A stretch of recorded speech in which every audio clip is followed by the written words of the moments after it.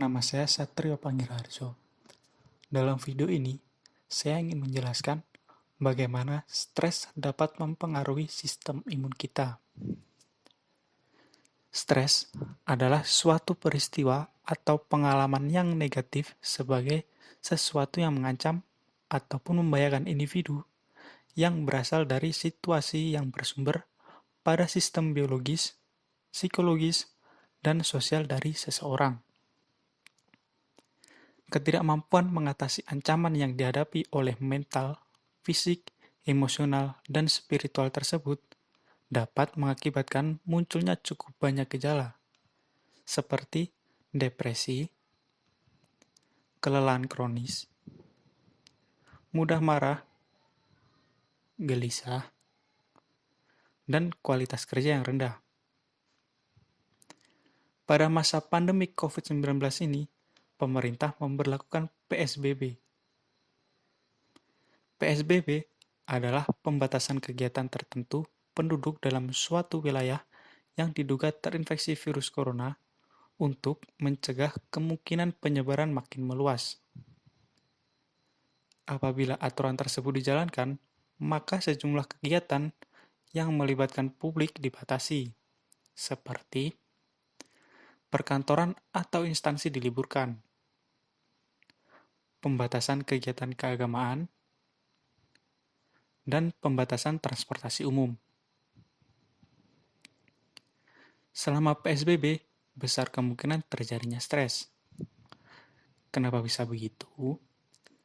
Mendengar berita tentang COVID-19 yang berlebihan, penurunan penghasilan atau kehilangan pekerjaan, anak yang terlalu banyak di rumah, hingga bekerja dari rumah atau work from home, semua itu bisa menimbulkan terjadinya stres.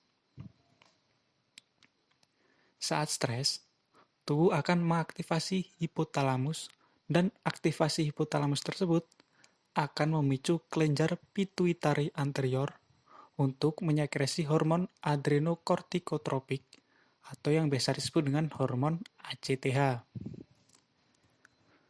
Hormon ACTH akan menstimulasi korteks adrenal manusia untuk menyekresi kortisol. Kortisol inilah yang biasa disebut dengan hormon stres.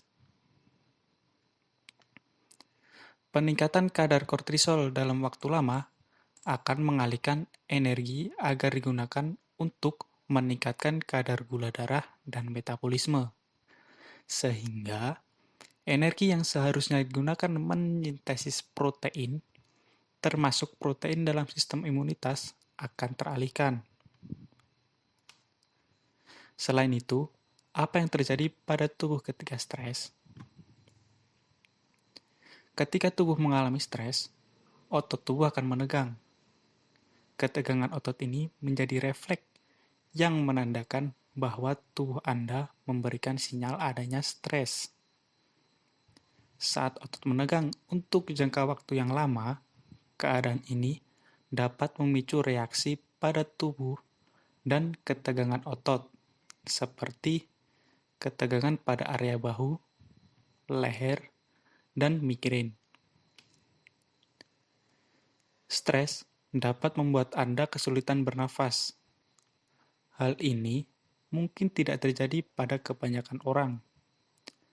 Namun, seseorang yang memiliki riwayat asma atau penyakit paru-paru akan kesulitan mendapatkan oksigen untuk bernafas secara normal pada saat keadaan stres.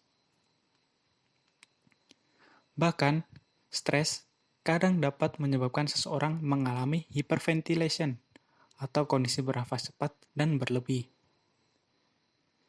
Stres dapat menyebabkan peningkatan detak jantung dan kontraksi otot jantung, sehingga tekanan darah pun meningkat.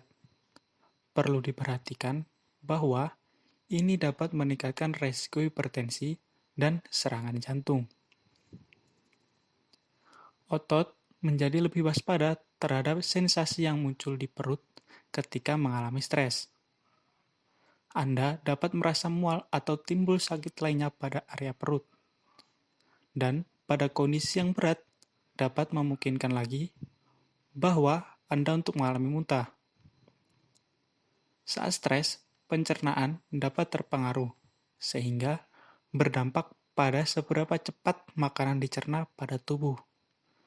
Keadaan lain yang mungkin terjadi yaitu atau konstipasi.